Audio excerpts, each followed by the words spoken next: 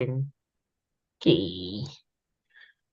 Good afternoon, Ngozi Talk Shows family. Yes, Nomsa here at Ngozi Talk Shows. Find your own voice, lead from within.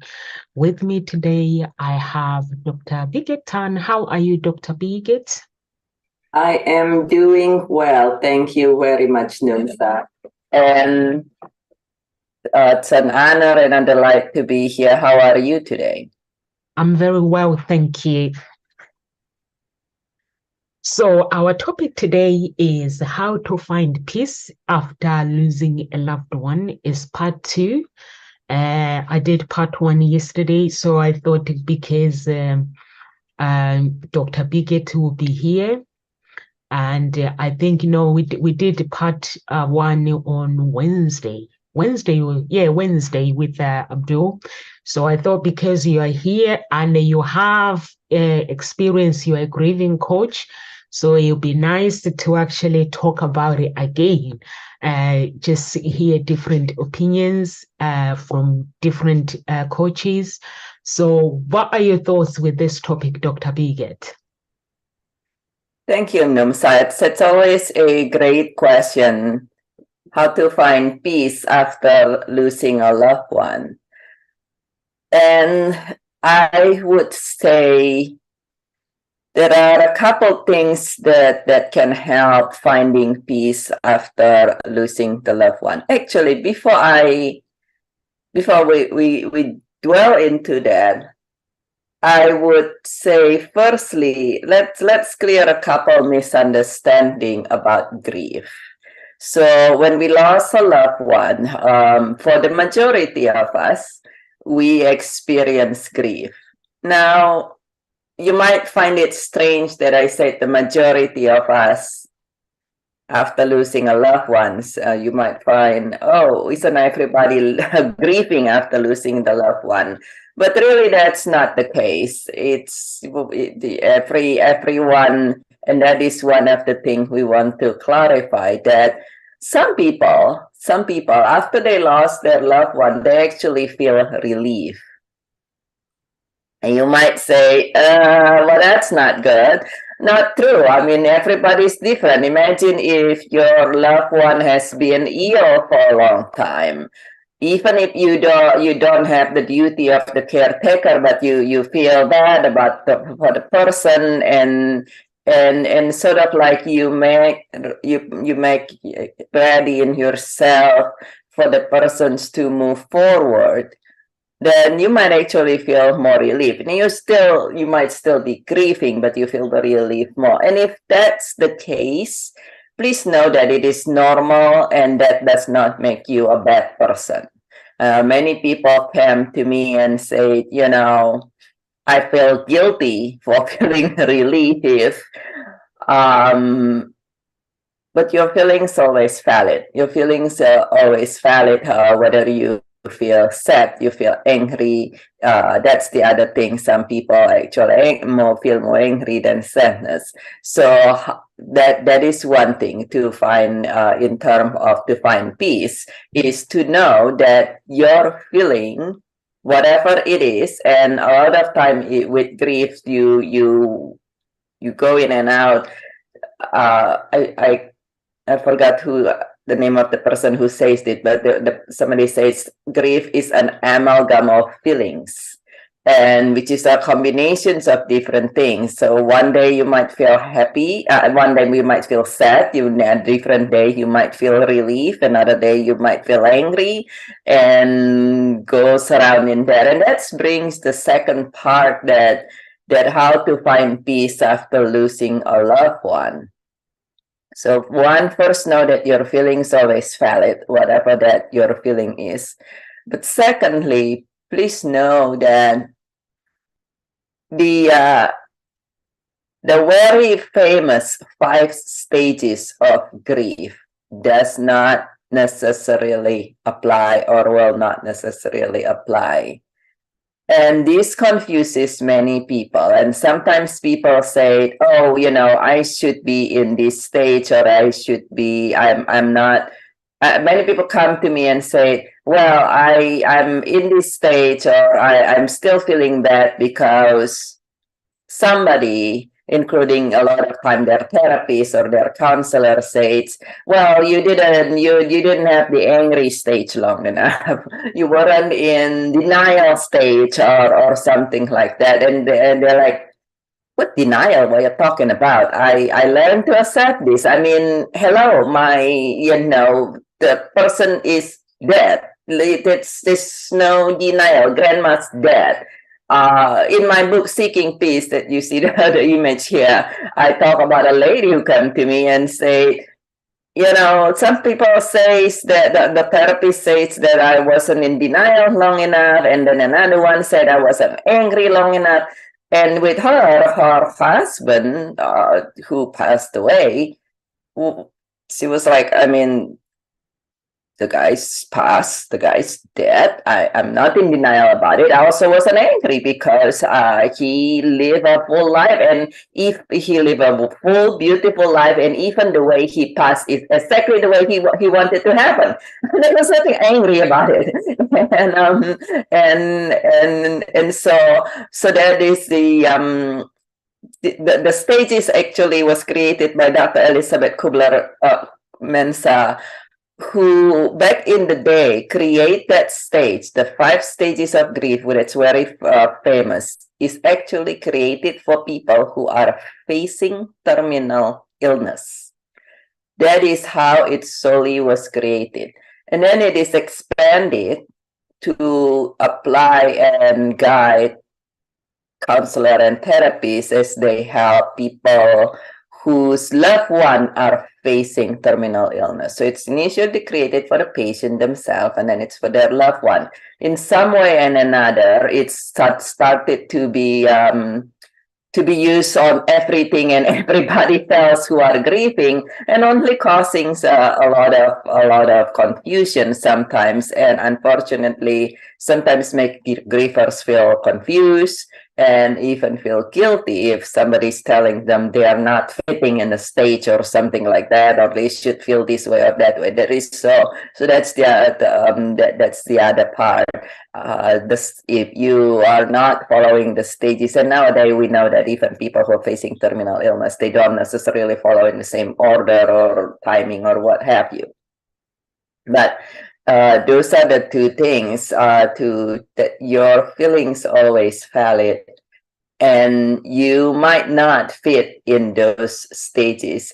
Have you noticed? And there are several other tips, but before I just keep on talking and going on, have you noticed anything in that aspect, Numsa, where your feelings might be unique compared to what others says, or what's your experience?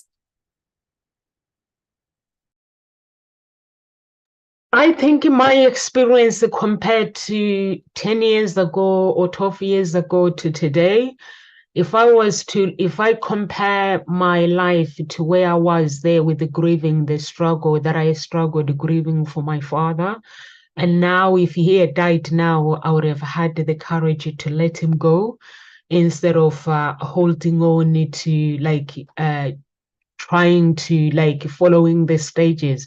Sometimes the stages of grief, they do work, but people get confused because they expect to grieve the same way that is written on paper. But the truth is, if you go to a therapist, the therapist sees how many people a day or a month. A therapist is not going to judge you based on, you are a grieving coach. When a person comes to you, you don't look at the clients you've seen yesterday. You actually focus on these clients that you have.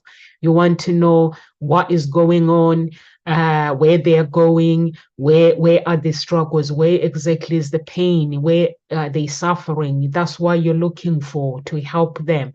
But the thing is, if we use the strategy that is written in the book, it's not going to work similar to as a person like myself.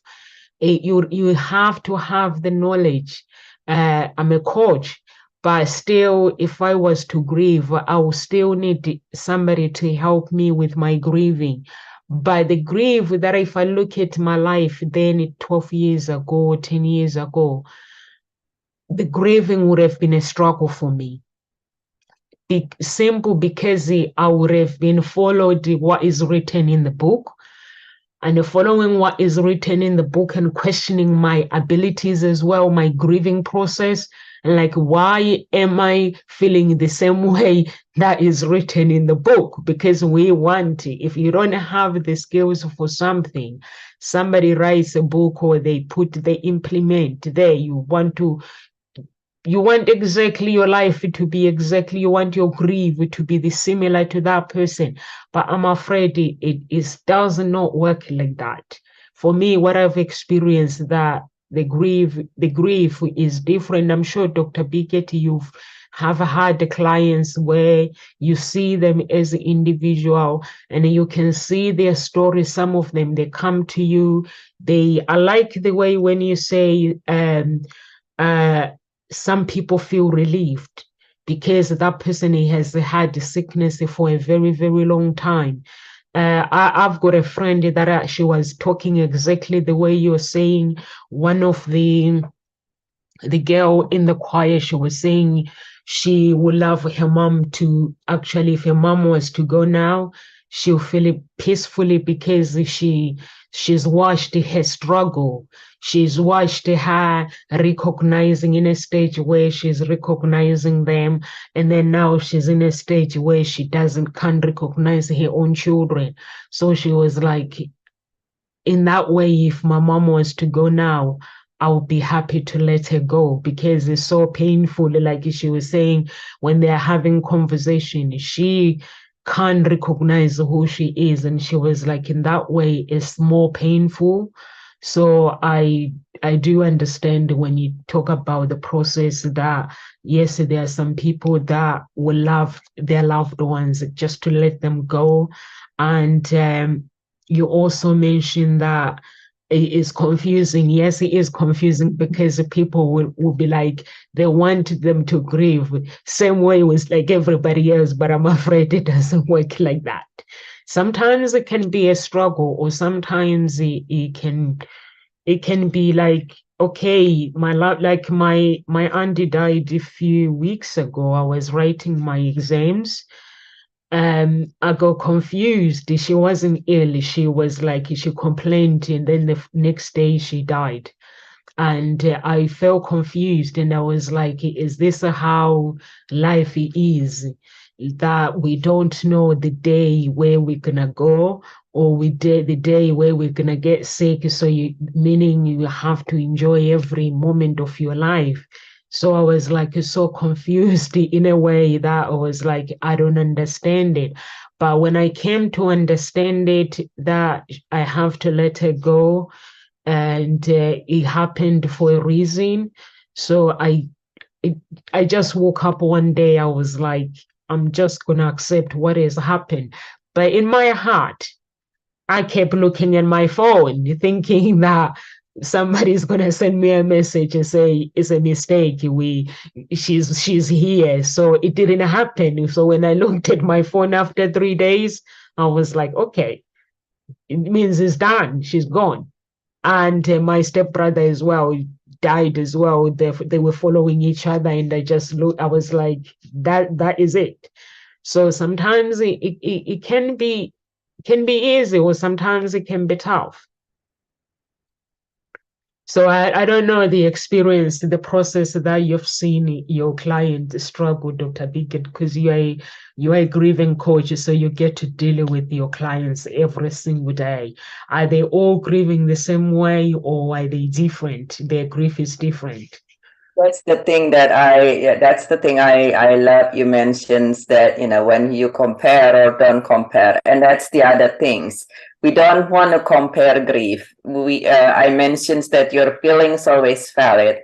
Every grief is valid, but everybody is meant to be different. So I have worked with people who live in the same household many times couple come to me and one person is, and it doesn't mean that they don't love the individual, whether it is a child or a pet or something. And it's not always, some people say, oh, if it's a child or something, it's usually women or the mother will grieve more. No, I have time when it's a child who passed and the father is devastated and needing a lot of help with grief. And the mother, not because she doesn't love the child, but because of whatever reason, she is able to move forward or move one day at a time. And I also work with people who are identical twin. They look like splitting image with each other. And the only way you can tell is if you know them well. But if not, kind of like you look at them, usually, thankfully, a lot of them has different hairstyle. For me personally, otherwise I would have never known, particularly if you're meeting with them on Zoom. And they will process the exact same event differently. Say one person's experience a lot of sadness and anxiety, and then another person's experience some sadness, but more guilt or anger or something. And so it's, everybody is meant to be different. So please don't compare yourself to anybody. And also don't let somebody tell you, hey, you're supposed to feel this and that. Some people say, oh, I have the same experience, therefore I feel this way, and thus you will feel this way at this time and that time. And that's not very true. Somebody who was doing podcast with me said when her mom passed away, someone came to her and said, oh, I know how you feel. I know how you feel. And she said, really? And the person, thankfully, is a health professional, so she kind of has a little more knowledge. But I know how you feel, and and yes, you're gonna be miserable, and it has been 10 years for me, and it's still painful, and all these things, and the podcaster was like, dang, did he just curse me to be miserable for the next 10 years? So, and thankfully, as somebody who is very knowledgeable, she asks for support. And that's actually, in a way, she said it's helped her as well, because she's like, I don't want to be miserable for the next 10 years. It's not that I don't love my mother, but I don't want to cry for the next 10 years. And she goes out and actually asks for support. But everybody different. So, and there is grief is not, there is bigger grief and smaller grief. If you're grieving, whether it's the loss, a lot of time, the other thing, people come to me saying, oh, I don't know. I don't know if I really, if I really earn to grieve, or I deserve to grieve, because it's only a dog, or it's only a friend, or it's only a live-in boyfriend, but we're not married. Please understand that the formality of your relationship, as well as the length of your relationship, does not matter. It is the depth of your relationship that will brings grief to you or not. You, again, the formality. So whether it's a husband versus it's a boyfriend or girlfriend, and the length of the relationship, whether you've known the individual, whether it's a pet or a person or something, or even a house that burned down, it as well, it doesn't really matter, or what or who it is. It doesn't really matter. It's your relationship with the depth of your relationship is what matter. One person came to me because this person is a nanny. She is a professional nanny being paid to take care of the kid. And when the kid suddenly passed, she grieved quite a bit. It was not under her watch, so she wasn't guilty. She didn't feel guilty. It was something else happened, but she grieved quite a bit. She is a nanny, and she wasn't a nanny for like, she's like, I have other kids whom I have taken care of for like 5, 10, 15 years, way longer. This is a 3 years old child. And so, but it's the depth of the relationship. So please do not compare your grief. All grief is valid. There's no bigger grief or smaller grief, or you deserve to grieve this and not that, and things like that. If you grieve, you grieve. And then I love what you say. It's about, you are a grieving coach, and just like the podcaster I know, she's a health professional and learn a lot through podcasts like you, Numsa, a coach as well, and still and asks for help is the other part of that.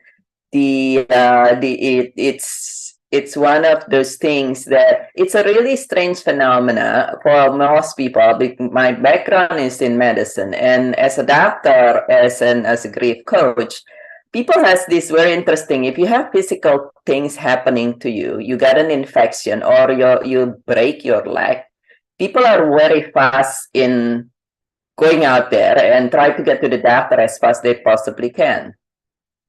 But when it's come to the emotion, most people spun around and say, well, you know what, I'm just going to give it time. Or you know what, I'm going to see if I'll feel better on my own. Well, you know what, I'm going to go on a vacations. Now, partly of that is because there are so many misunderstanding and myth about grief that society feel and thinks that getting busy or giving it time or going on a vacation or something in that aspect will heal your broken heart, when it actually doesn't. A broken heart is a little bit like a broken leg, but it's more painful in most cases. And if you have a broken leg and you give it time by go sitting on the couch, or even worse, you're like, I'm going to give it time. In the meantime, I'm going to keep running on my broken leg. Or you go on a vacations first, it will hurt your leg even more. It make the breaks even worse and become complicated. The same thing with a broken heart, and this is something that and sometimes as a health professional, so I salute you, I commend you, Numsa, for knowing that yes, even though you are a coach or you are a therapist or something, if you need help, you need help. And we know that even the best orthopedic surgeons cannot fix his or her own broken leg. And I know many doctors, I know many orthopedic surgeons, if they have a broken leg or a broken arm or something, they need somebody else to help them. And the same things with grief. You want to not compare yourself with others is number one, to allow and acknowledge your feelings, and then to allow support as soon as you can. Just like if you got a broken leg, the sooner you allow to support, if you are not feeling at peace with the loss, the sooner you'll be able to do that.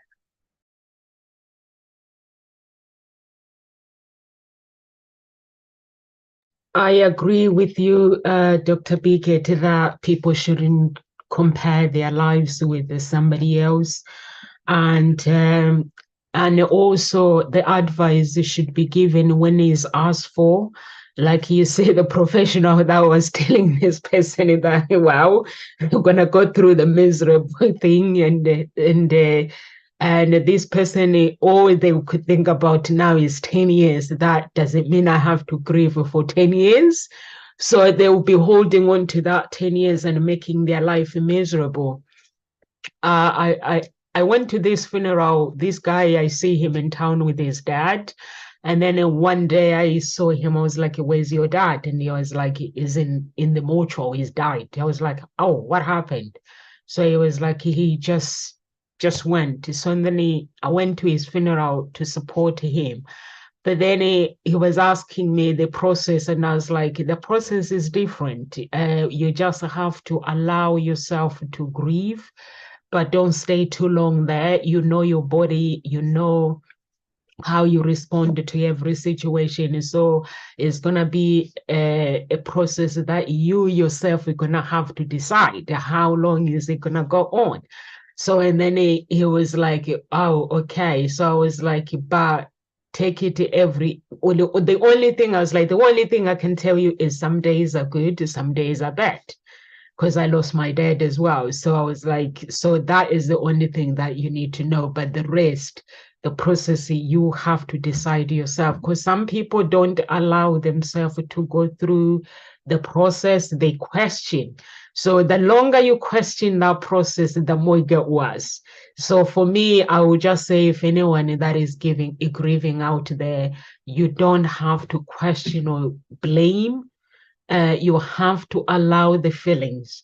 When you allow the feelings, communicate with them. You have meditation. You can find meditation on YouTube where you can meditate, or you, if you are a Christian, you can pray and fast or go to a deliverance a place, because it is the pain that we are holding on inside. So you want to let go of that pain. So the only way that can speed up the grief is going to meditation, because when we meditate, the energy that shouldn't be around us, that energy goes when you meditate. So for me, I meditate in the word of God. I pray, I fast, and I find that it helps whenever I'm sad with these things. I find that I hand over my problems to God and I have faith, and I find that it makes things very, very easy. But with my dad, things were tough because he was the best friend that I had lost. And it was somebody that every time I go to, my stepdad died first. And then I was like, and then my dad, it made it things really, really hard for me, because I was like, these people, they are gone. I've only got my mom. And what am I going to do now? And what if she goes as well? So, but God, he gave me that reassurance that I'm going to be okay.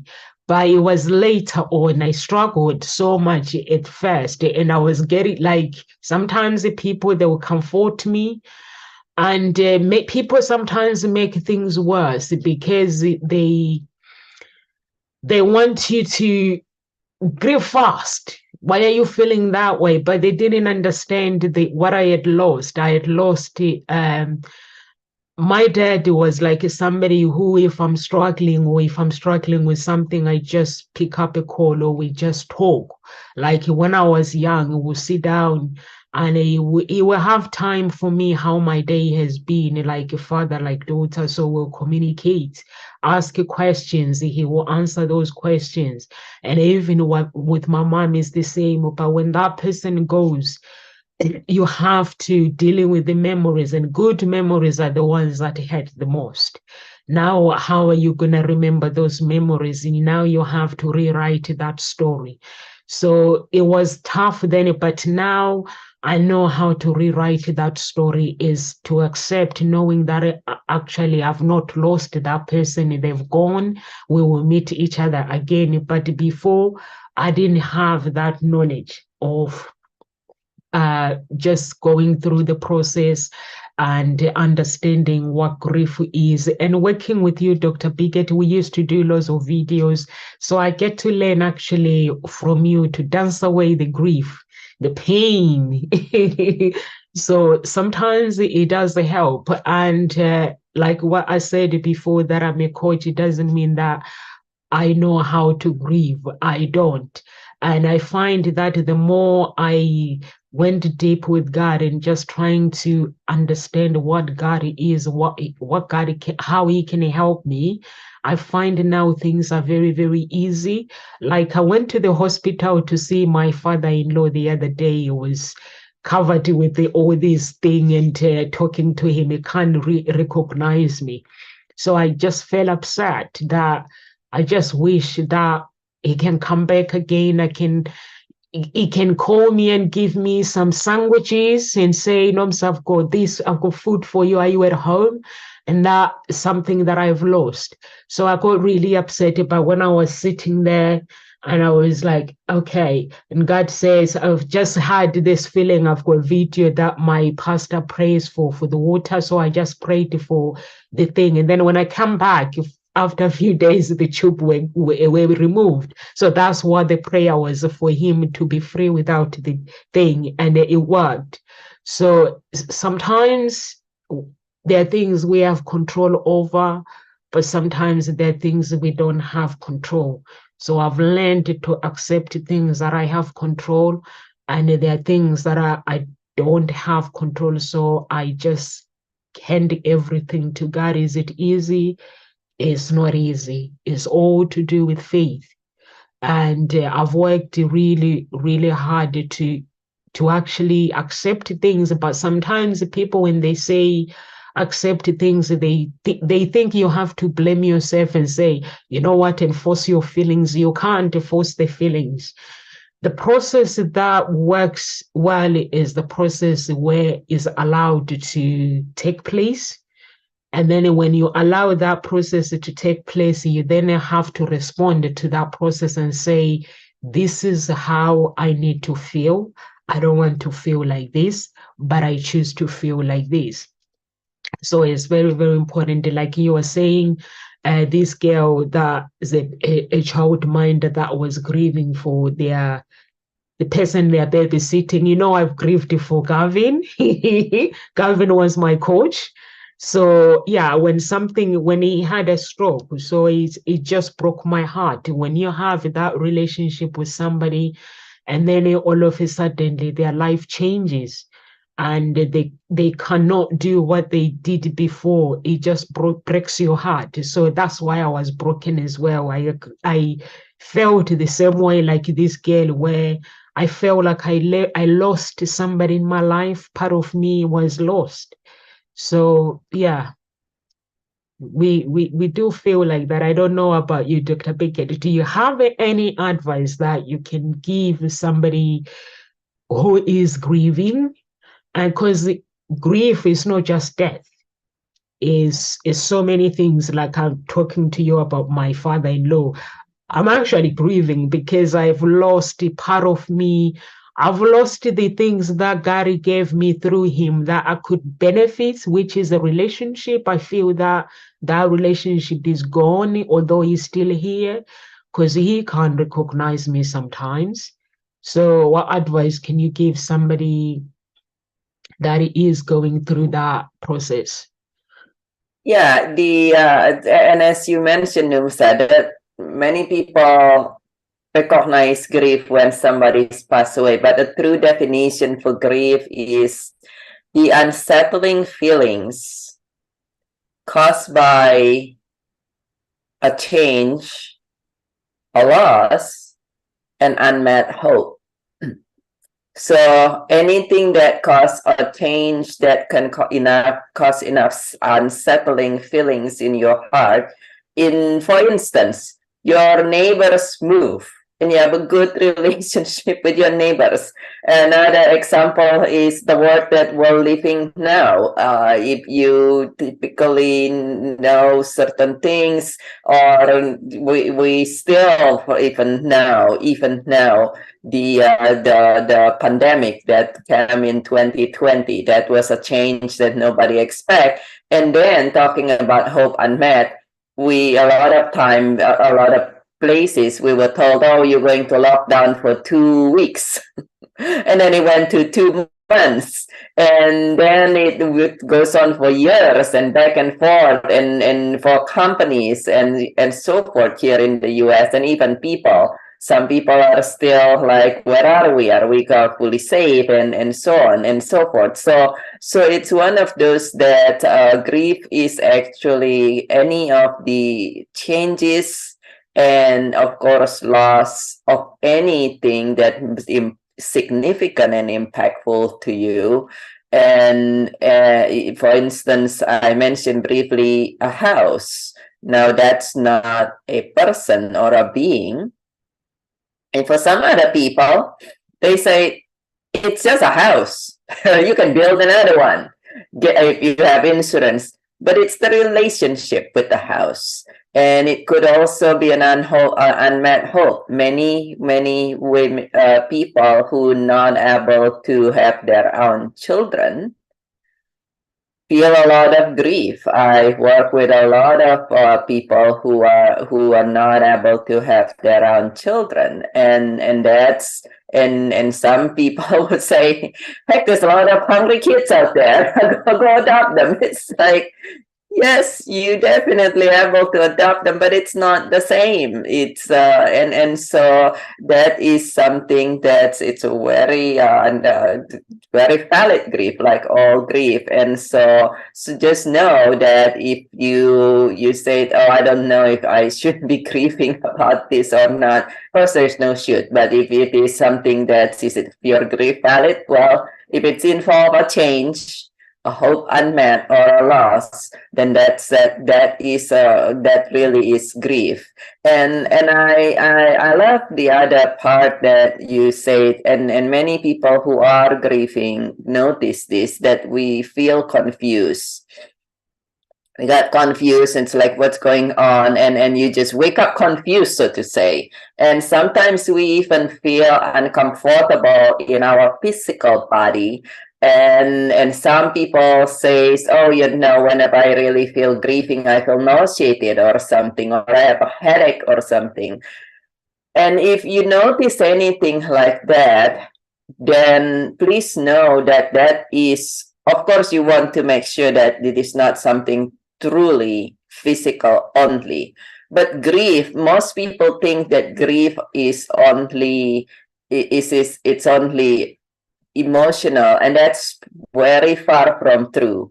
Nowadays, with the modern technology, we know that grief is also a physical thing. Grief causes biochemical changes in your body, so much so that when they do blood, if the physicians know what to look for, they can discover that. The same thing for some people. Many times when we're grieving, for some people, they're like, oh, I feel kind of pain in my chest or happiness or something.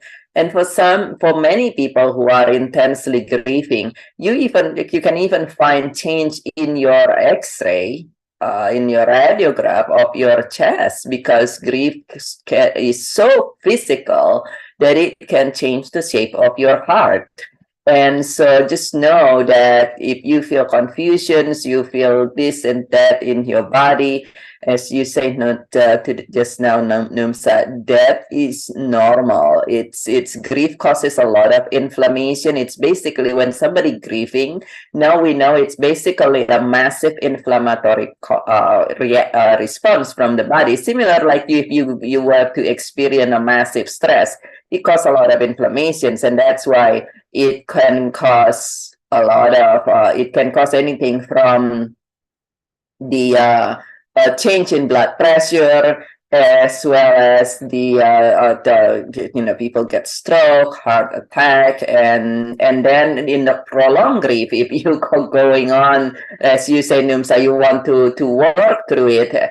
Everybody has different timing, but you want to start working on that. Why? Because the prolonged grief start causing chronic illness, and that has anything to do with immune system. So in other words, whatever the immune system influence, whether it's your immune system become weak and you become prone to illness, or muscle problem, internal organ problems, and so on and so forth. But in the early part, all those inflammation cause a lot of confusion and the strange, uncomfortable feelings that you could have.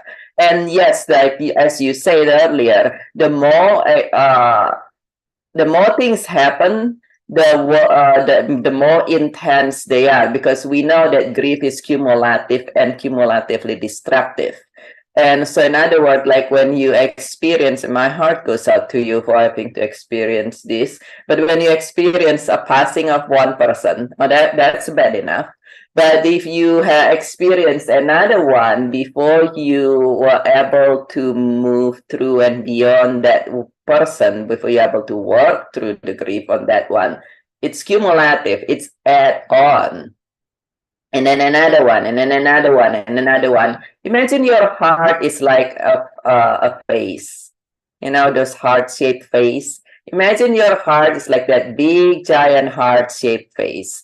And each event that causes grief is like a rock being thrown to that face, at that face and into the face. So if you are, your heart's like that, and if you have one and then another one and another one and another one, and this is a glass vase, if you throw a rock into a glass vase, it will make it crack, break, and it might not shatter it, but it, you know, the rock there. And so when you're grieving and you know it's one after another, you're piling up this thing inside of your heart, and also it keep adding on to the crack and the break. Now the good news is your heart is not a glass, and it is something that you are able to heal. Would it change you forever? This is the other thing. Some people say, I want to be able to be 100%. No, if you truly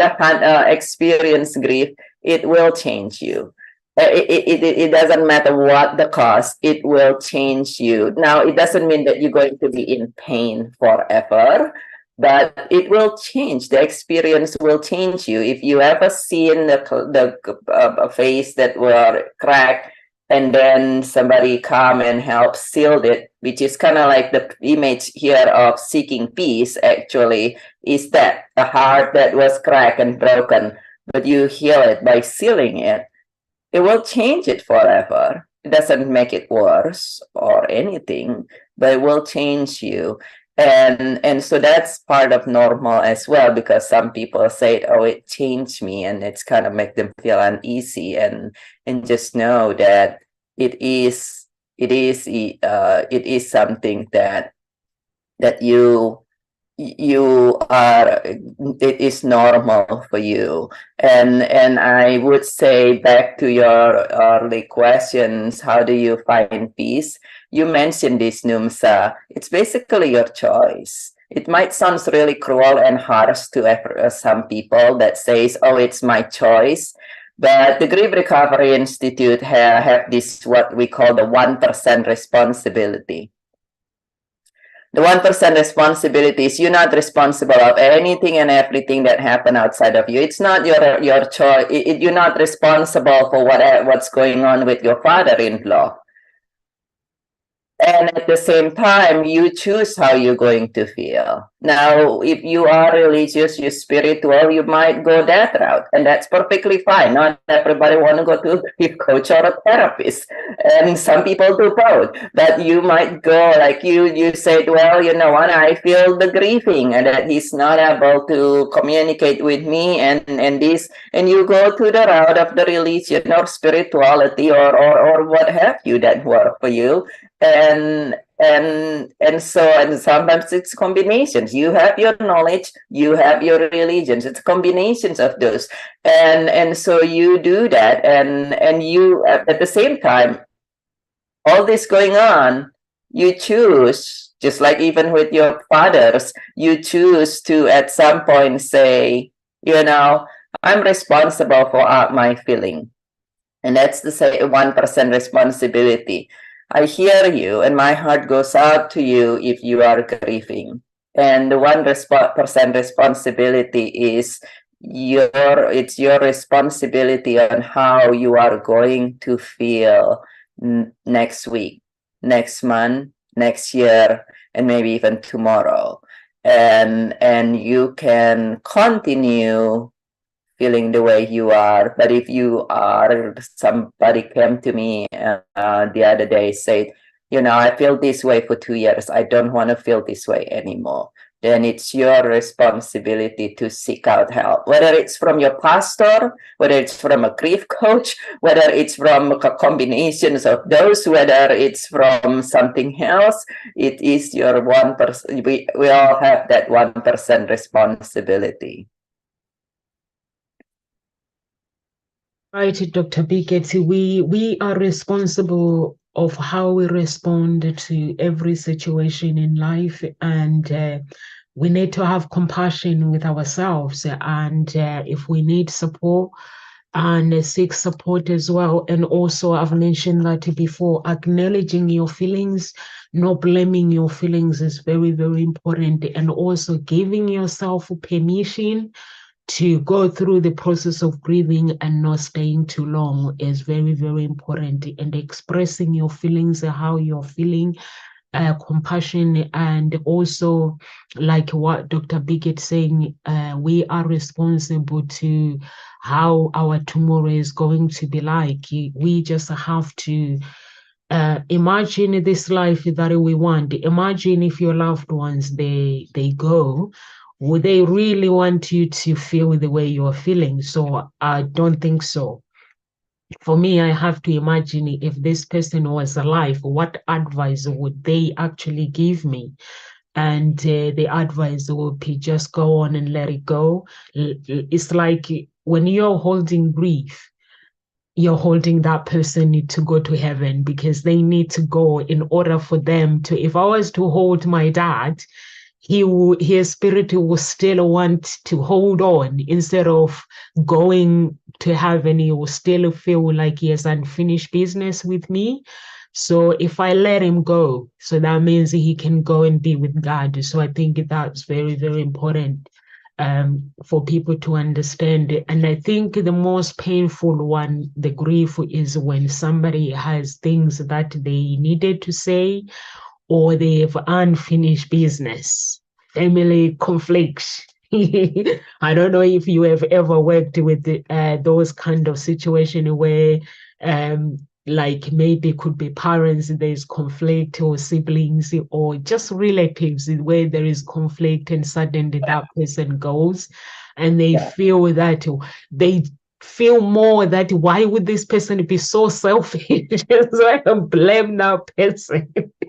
Yes, and that's very important. I'm glad you mentioned that because some people say, so you know what, my relationship wasn't even that good with this person of whomever it is. And so I shouldn't be grieving. I should be happy the person's dead, right?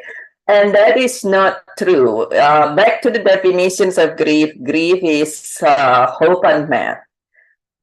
One of the things of grief is that grief is caused by hope unmet, loss, and change. So if you have a family conflict and your relationship is not ideal, or you have something that you wish it's differently, let's say a parent, that the relationship is not as harmonious as you would have left to be, or a significant other, and then the person passed.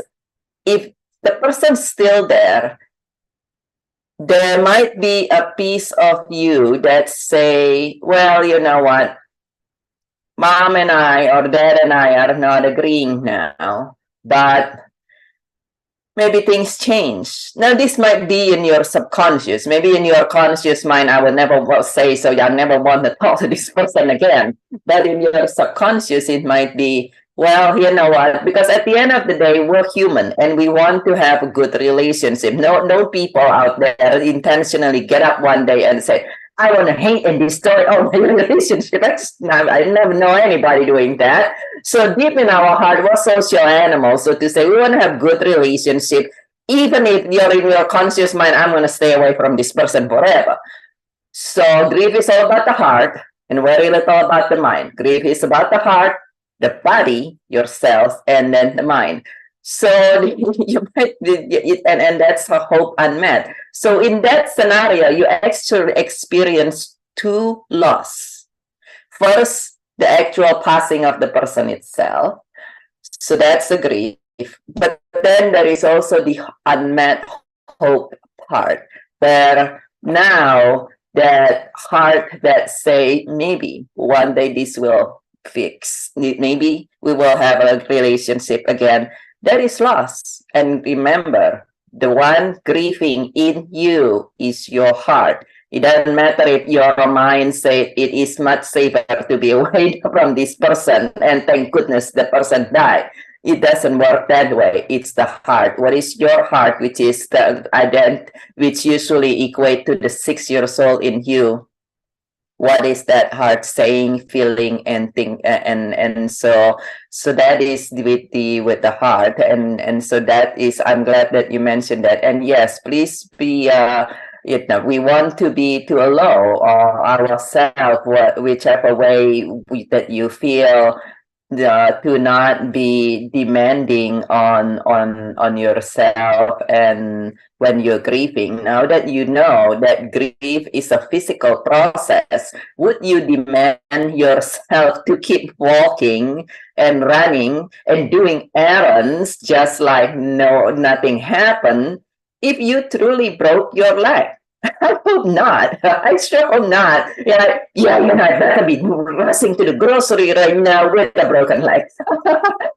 Grief is a physical process. It's no kidding. It's not just it's not just in your head or just in your heart. It's a physical process. Some people said, I really feel I can't move.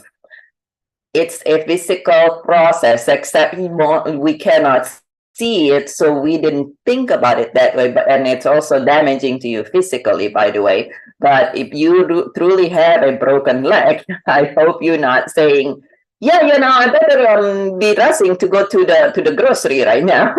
You should be thinking about getting that broken leg taken care. Same thing with grief. It's a physical in addition to emotional process. Dr. Bigot, it does, when you say it's physically, emotional process, it affects everything, every part of your life, even our social, in our community as well, with our families, because people end up shutting down because they don't want to let it go. So it's very, very important, if you are grieving for somebody or you are grieving for something. Sometimes it could be just a job loss or anything. Like I lost my website. I was grieving.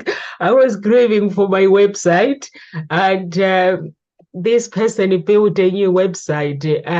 There's offered to replace a new website. And every time I get up in the morning, it's not the same, because of the website I had before, it was professional. And this one, I'm trying to connect with it every single day. I'm not connecting with it. So I was like, I'm trying to pretend that I'm okay, but actually I'm not okay. This website, I'm not connecting with it. It's not professional. It's not my branding. It's not what it's not what I will accept. So in the end, I just got up in the morning. I was like, the guy that works in the marketing, I was like, please be honest with me. What do you think about this website? And he was like, it's crap. So I was like, but why are you letting me grieve on my own then? And he was like, I did not want to interfere, Nomsa, but I agree with you. But then I had to ask somebody to actually build the website. And then the guy for the marketing, because I'm a professional website designer, so I was like, you're letting me grieve all this time while you can help me? And he goes, sometimes it's easy for not to interfere when he was doing the work, when this guy was doing the work. So I didn't want to interfere. I wanted you to see the work, the finished work. But the website is not right. At least somebody agrees with me. So I asked somebody else. So I was like, so my feelings are okay. So so that is a grief. I honestly, I think I've grieved for 4 weeks. And in the end, I was like, got up in the morning, I was like, this thing is not working. I'm trying to be strong. And I know Des is trying to help me by replacing the website, but this one, it doesn't work. I've tried to accept it, but it doesn't work. So I had to replace it. And to me, those are the grief that we go through every day, but we don't realize it that we are grieving. We think grief is just death, but it's not. It's just everyday life. When you get disappointed, when your needs are not met, that is grief, because you can feel that way. So what advice can you give someone, Dr. Bigot, before we leave? If somebody is really, really struggling, because some people don't know how to respond to the situation of grief, like myself. If you were to ask me 10 years ago that grieve properly, I would be like, what are you talking about? and I'll be copying. And I also saw one of my friends, she was so close to her mom, really, really close. And then when her mom died, and then and then she started making things up. Now I'm talking to her, she's grieving, and then she's making things up about her mom, how she felt. And I was like, you did not feel that way. Can we focus on the grieving? So I had to just bring her back, and I had to explain to her that if she really wants to grieve, she needs to focus on where she needs to go, her feelings, not to start blaming my mom didn't do this. And then after I let her go, and then when she come back, I was really surprised now that she was back to normal, saying things how she feel about her mom. She was actually talking about the death now, how it's affecting her. So now I'm listening to the other end, and I'm like, is there anything you want me to do? You know, if you need me, I'm there for you. But I never give advice to somebody although I'm a coach.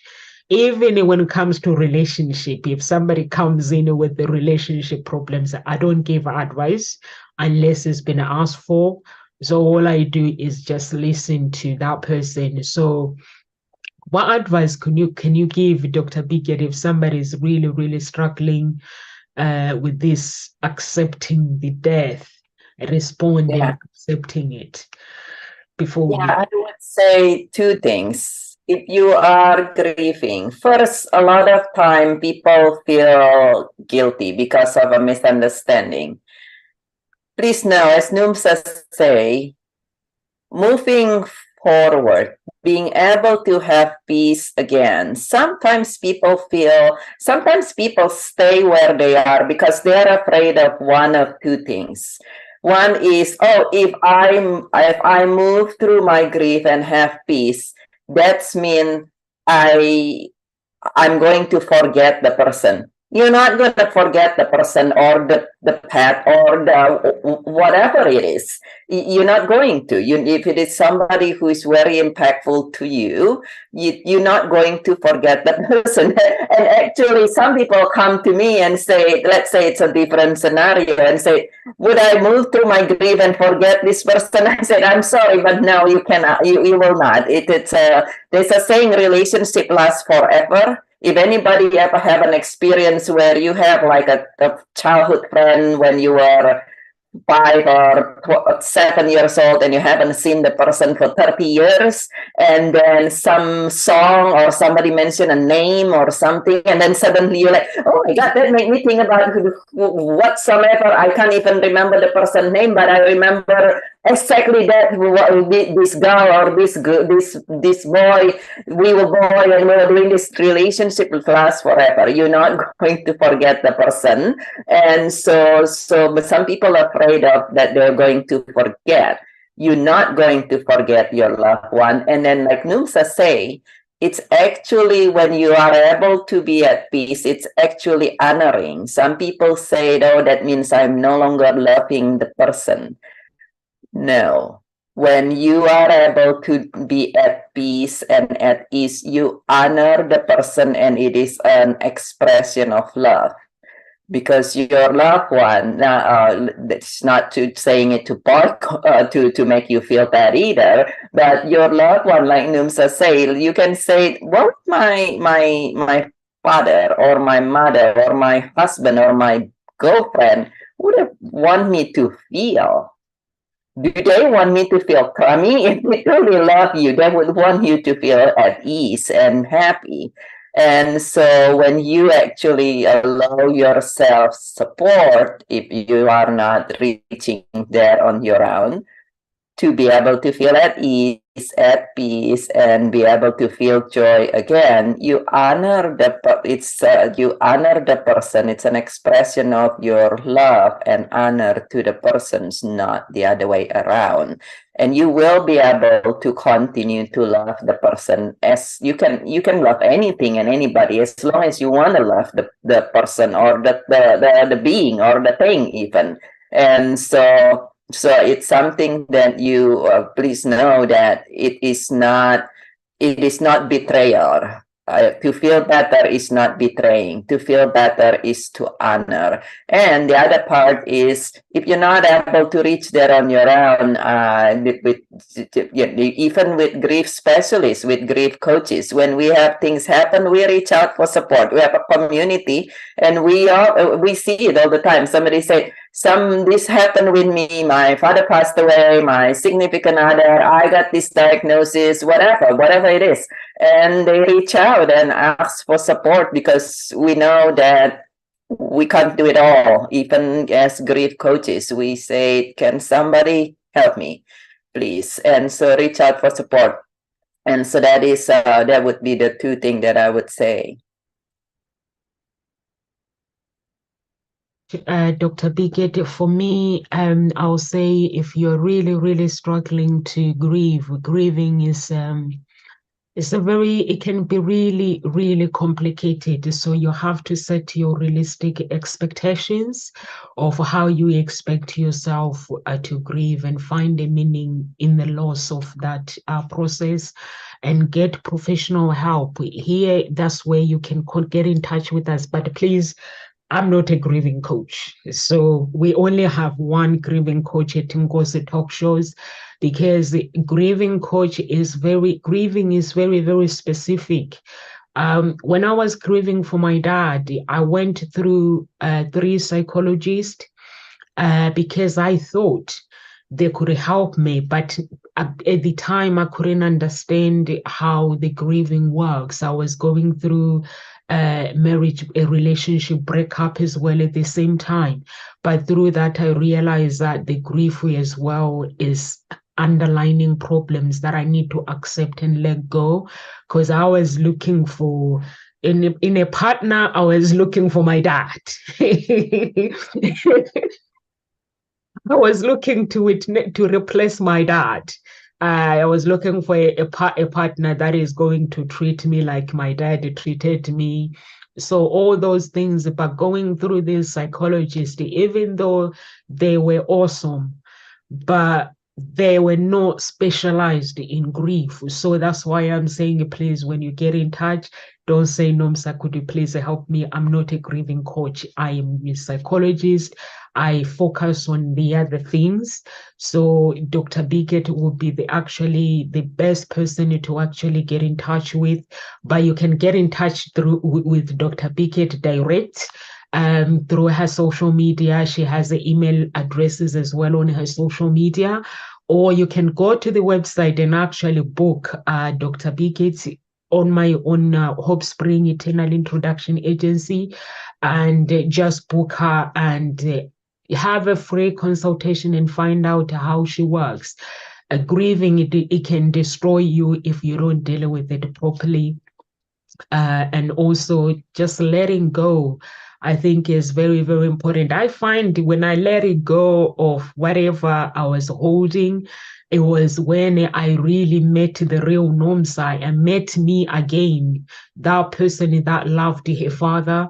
And when I actually accepted to let him go, it was the time where I found myself again, not the fake Nomsa trying to fit in with everybody else.